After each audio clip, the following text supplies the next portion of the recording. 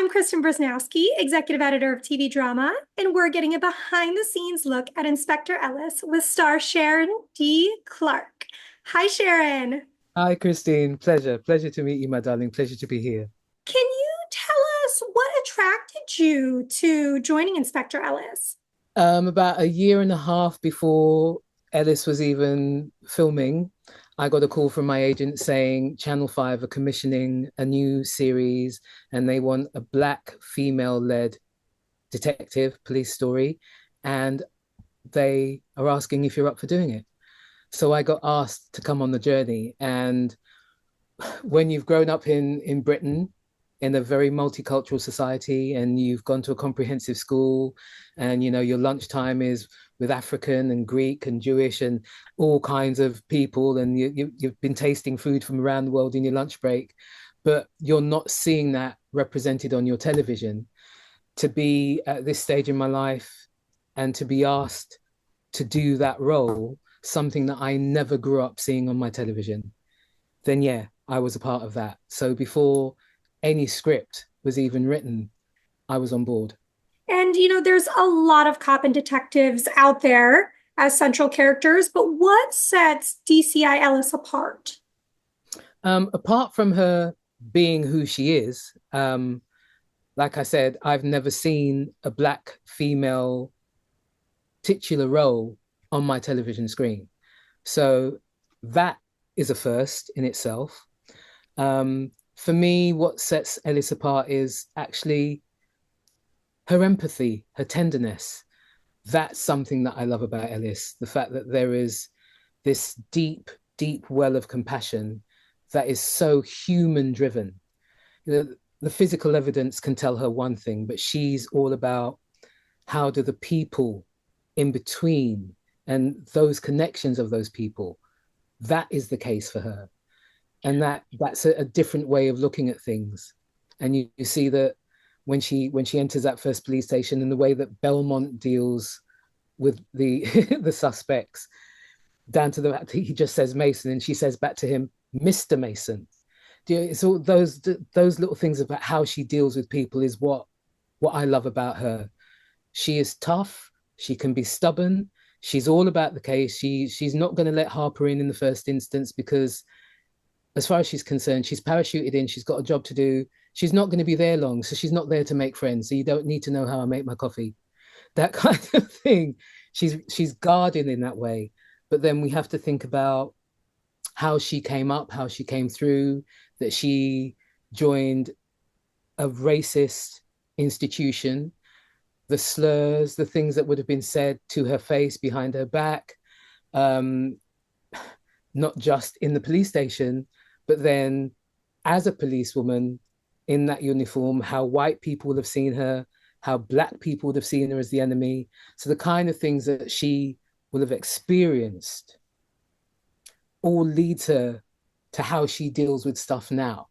And there are times when people say something to her throughout the episode that you'll see that she won't react to at all.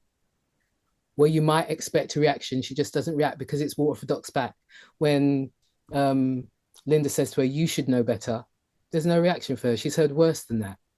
Do you know what I mean? So there is just the way that she deals with things, that her calmness, her memory, which is amazing. It's almost photographic. My memory's crap. I can't remember anything. But, when she's in the car and she asks Harper for the pathologist report and he starts scrambling through papers and she just starts reeling it off. She's already absorbed all the case. She's not relying on any outside information. She's absorbed it all. So the way that she digs into a case and looks at what other people might consider trivial minutiae, but for her, it's like, it's gold. She keeps mining it. And I love that about her. Tell me about the dynamic with your character and DS Harper. They go on such a journey. I mean, when they first meet, she sees him come in and she sees that she's invisible to him. He goes over to the white woman and asks if she's DI Ellis. And Ellis is sat there with her visitor's pass, which if you look, you just go, well, it might be her because she's got the visitor's pass on. So for her in that instance, it's what kind of detective are you? Do you know what I mean? You had a choice to make and you didn't look and scan and see the situation and come up with two and two makes four. You just went off at some kind of wild deep end. So she doesn't trust him as a detective immediately because that's for her a very easy skill and something he should have been able to work out. And so you see them go on this journey of him seeing the kind of detective that she is, working very, very different to Belmont, who is not really interested in many facts. As far as he's concerned, he's got his guy. He doesn't need to look any further. Whereas Ellis is like, she's mining underneath all the time. He says to her, are you still on that? And she's, yeah, I'm still doing my job. Where he's thinking, oh God, we've done enough now. She's like, we've barely started. And for her, Ellis, she has barely started. In episode 3, he says to her, don't you ever sleep? Because she's always looking, mining. She's up, he's gone to bed, and she's still on the iPad. She's still looking, she's still cross-referencing, she's still trying to find connections as to why things are happening and how things are happening. And so she has such due diligence and she's just in it completely, wholly, utterly, with all her heart and soul, and nothing else matters. And that is one of the problems that happens with her daughter, that she's so engulfed in the case that something happens to her daughter and she's not there.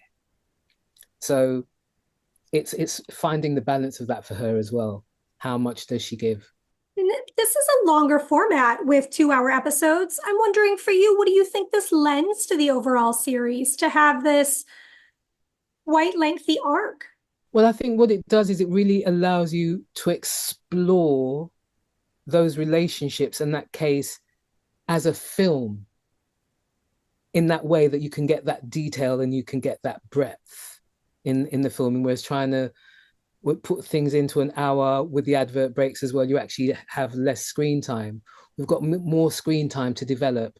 And also it allows each case to sit solidly within itself because they are parachuted into different places each time you see them. And that is also something that is fresh and different about it, because usually your cop shows are quite site specific as to where your police station is and who that team is. Whereas Ellis and Harper as a team only have each other and are always going into another team as outsiders. And initially you can see, as with an EP1, how people are going to react when they're coming in, because if they are coming in, it means that the other team is not doing their job properly and they need help. So that immediately is going to breed resentment. And it's how they face that and come through that and remain case focused, or how Ellis does it. And then in episode 2, you see when Harper joins her and he then experiences what it's like to feel the outsider and how you are treated in that way. So there's lots of scope to find different ways of dealing with the human mind and the human psyche, plus different places. So hopefully that we get to then explore our countryside. I mean, this first series is set in the Peak District. So you get to see different parts of the peaks and how that all looks. It highlights our rural towns and our beautiful British countryside.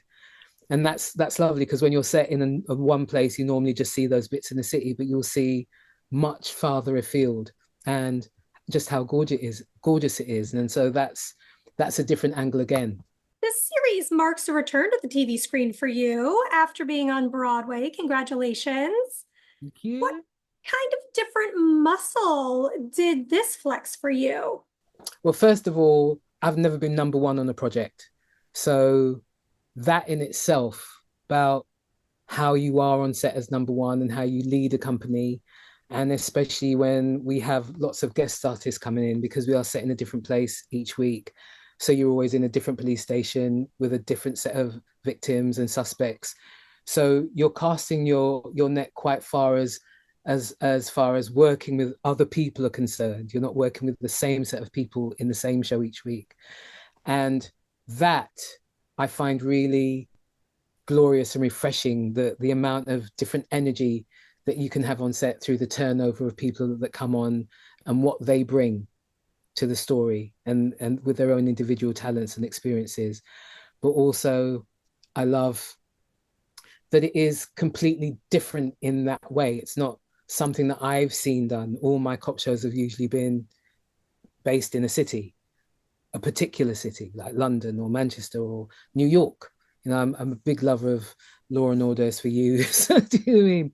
And you get used to seeing those places, but it's kind of fresh to see people put into different situations themselves and having to deal with different police people and how they run their institution, as opposed to just how you deal with different suspects and victims. And so that's something that I really love about it. Thank you so much for taking us behind the scenes, and I'm so excited for everyone else to get to see Inspector Ellis. No, I'm very, very honored and privileged to be sharing it, and I hope they see what we love about her.